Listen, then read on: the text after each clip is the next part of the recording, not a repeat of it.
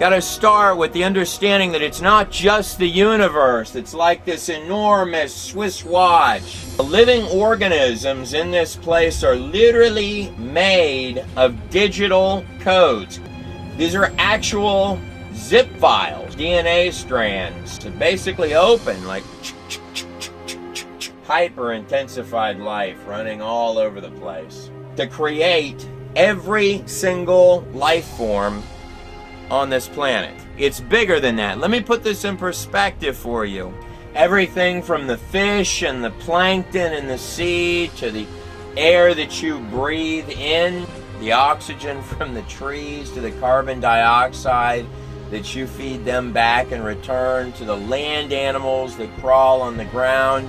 You and I, right now, while you're watching this video on the other side of the screen, are on a little bitty blue rock that it's all also symbiotic in an enormous black abyss called space.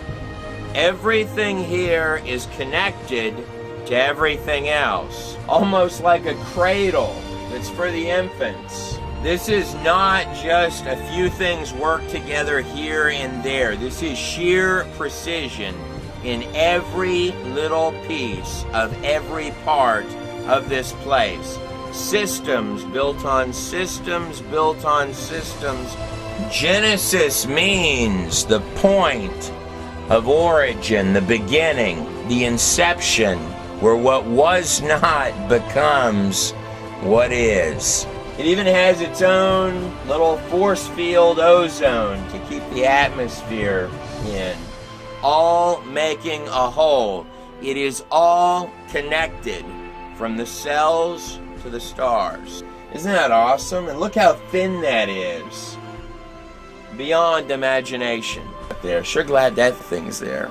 The three greatest mysteries since the very beginning of science have been time, space, and matter. The origin of one should explain the origin of all three. The Rubik's Cube puzzle of science, the Holy Grail. Let's take a crack at it right at the start of this video. The material world is comprised, the very fabric of the material world, made of an atomic world. All of it, from the air that you breathe to the earth that you're standing on to the planets. Illusion of reality. And the stars above are all made of an atomic world. Beginning in the 1920s, the era of Einstein, Max Planck, and these other guys, they ran into a serious problem. You dive right beneath that, which is comprised of a subatomic world, a subatomic matrix. And you're in your subatomic world. And they tried to pinpoint the exact location of subatomic particles. They found that it was utterly impossible. It's in fact at that point that you run into the scary measurement problem that we're going to talk about. Then you would think, if you dug all the way down to the center, that little nucleus guy right there that's floating loose, maybe he would be solid. Nope, same thing. Little dots all poking around so fast, and boom, the spot where the paradox began. Statistical probabilities to make the illusion of the material world. So let's recap this thing just to get a grip on what we're dealing with here. The quantum worlds are literally the framework of this entire place, the thing that we call reality itself.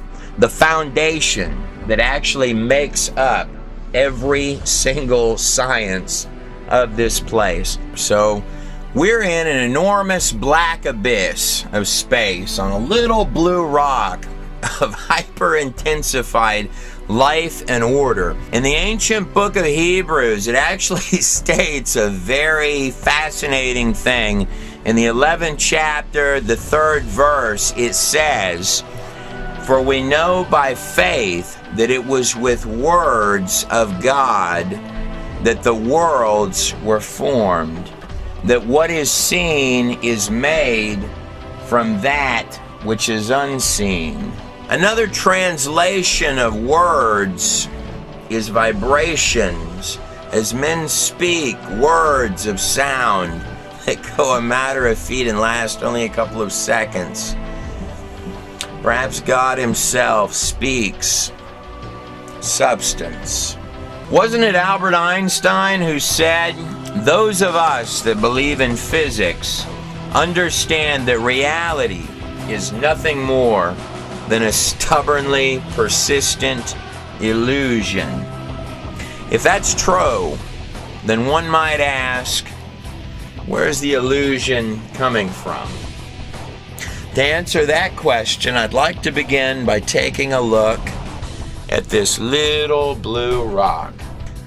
But the current conjectures in most all of science, the most predominant ones at this point, is that the entire place, including the universe right down to the earth, right down to the cells in your skin, the DNA strands, and even the fabric, and those quantum worlds, is all a product of sheer absolute randomness.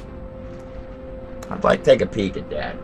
So if you and I are the amazingly intelligent fish within an enormous fish bowl, I guess my first couple of questions would be, how did the fish bowl get there, and how did we get inside of it?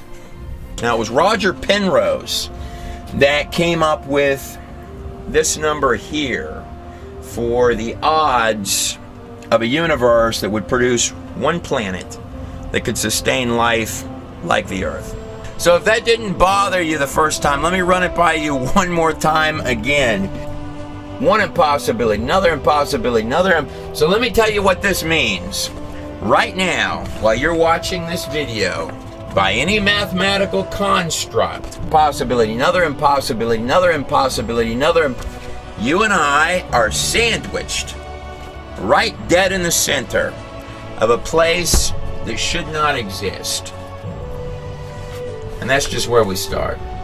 And everything in the universe works together as a perfect precision of order to allow the existence of this little blue rock. And everything on this little blue rock are symbiotic relationships to allow us to exist. Everything here is symbiotic. It is all systems that are intimately dependent on other systems. Literally everything in this place is connected, no matter how loosely, to every other thing in this place, from the food chains and the underwater worlds, the land animals that roam on the ground, to the very cells in the skin and the fabric of this entire place. To get a DNA strand, you have to have the proteins configured properly. Yet to get the proteins, you've got to have the DNA strand. And that's just one example of this. Many would argue that the entire place, the construct of the universe, right down to the earth, to the molecular fabric of your skin, is irreducibly complex from bottom to top. Now, entropy, one of the laws of thermodynamics, is that things deteriorate. They decline over time. That's not really complex. We observe this on a day-to-day basis, that organized things tend to deteriorate to chaos over time. They don't seem to improve. Now, with humans, we engineer stuff and we try and tug a war and fight with entropy and build better things, but ultimately systems decline. Our construct, our physical bodies, are made not only just of the particles, which we'll touch on and get into in just a second, but those particles, those little precision units of information, which is what Einstein would have called them. Those little digits are making up the cells, which are as complex as cities. Just a minute. Here, imagine winning the lottery every single day, not missing once. For the next 10,000 years, you would still be nowhere close to that number.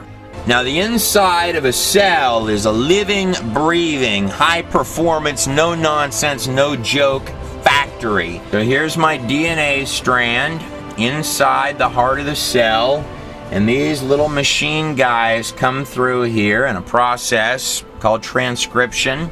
These things are the size of cities. In fact, the inner world of this cell is larger in its inner world than New York City, with all of its little parts doing very specific precision jobs. And then this next set of machines come through and they're writing in, they're actually doing copying, which of course, like any factory, it all fits together like a perfect glove. It doesn't have spare factory parts in there. Every little piece is serving a precision role to every other part as well. See, he's dependent on things, and those things are dependent on things. Single cell is not just dependent on all of its internal parts, but it's dependent on the external world as well. Other things beating these same type of numbers as if simultaneously, so that all of the parts can function. Accident after accident after accident after accident. Imagine you are that single cell and you have just beat absolute mathematical insanity. And here you come into existence, but immediately you die because all of the other stuff that you're dependent on, it's not in place. Almost like the accidents were, I don't know, coordinated. These factories need sets of instructions. They need software. All of the parts of the cell are not randomly doing jobs. They're doing it based on digital coding, which is giving instructions to all of the machines. So the machines not only have to be designed to work with the software, but the software has to be designed to give instructions to the machines. So when you hear the scientists marveling, saying, how can this happen on its own? Why are the numbers this bad? The mathematical miracles happening all over the place. That's why the numbers, right? Then it's about to get more intense, because the digital coding in your cellular factories is about to have to coordinate and come together. That gets you one single cell and all of the factory parts that are moving inside that cell, and the little digital DNA software running the cell guy on top of the earth that shouldn't be there, in the universe that came out of nowhere. But this right here is the point where the accidents have to go sheer precision. That's a human heart right there, surgical. These accidents have got to be shoved violently into hyperdrive. These accidents have got to be shoved violently into hyperdrive. Millions and millions and millions and millions. That is a very sophisticated piece of machinery. You do not want the digital instructions that are all coming together to create that guy. You cannot have trial and error. A little bit off this way, a little bit off that way would be a bad thing. You do not want the digital instructions that are all coming together to create that guy.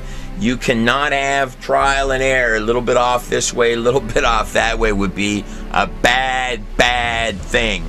That's a human heart right there. Have got to come together and coordinate of digital code, all funneled into a pure live feed. Now all of the digital mastery has got to come together as one complete, creating everything from the bones being written in to the muscles to the ear, is where the rabbit hole goes really deep. The part where you need the master file completeness. But more than that, unlike machines that we make, like computers and things of that type, it can do redundant error correction to make sure that this comes out right. And unlike clunky machines made by man, it can self-heal, like cranes and such, that with time the part will wear out. In the construct of the human condition, the muscles are actually designed to strengthen with use. A literal mastery of biological hardware. But it's not complete until, boom, you got your consciousness. Never forget the cherry on top, right on top of all of it. Sort of like being plugged into Wi-Fi, huh? The real you, and neurons and little connections coming down the spinal cord. Almost like there's something larger going on here than mortgage payments and car notes. Look, here's the paradox. Let me lay it out for you. You can see the hyper-intensified order all inside, every little detail of the place, but you cannot see the source from which that order comes, even if it's dimensionally layered right on top of it. We'll get to that. The very spot within the life sciences where the matrix of all the little bitty fabric of machines and cells and parts that have come together to make the beautiful construction of these biological machines within the matrix of this place get smack dab hit with the neurosciences. There is no point within those two sciences alone where you're going to run into the metaphysical, the dimensional, and the spiritual faster than that point to give all of these precise directions to the parts right at the moments that you think about them. I mean, some kind of a point of translation. There's got to be a little bit more going on in there than just little electrical connections. In both the Greek and Hebrew texts, it refers to the human body as a temple that are zipping this way and that, not in any random fashion, mind you. The ghost and the machine, the actual intangible conscious being that makes up what you call you, operating through a physical apparatus of the human body. The intangible controlling the tangible, the very spot where some might argue two dimensions meet. Right here in Genesis 1:27, it does say that God created man in his own image. It's a bold statement.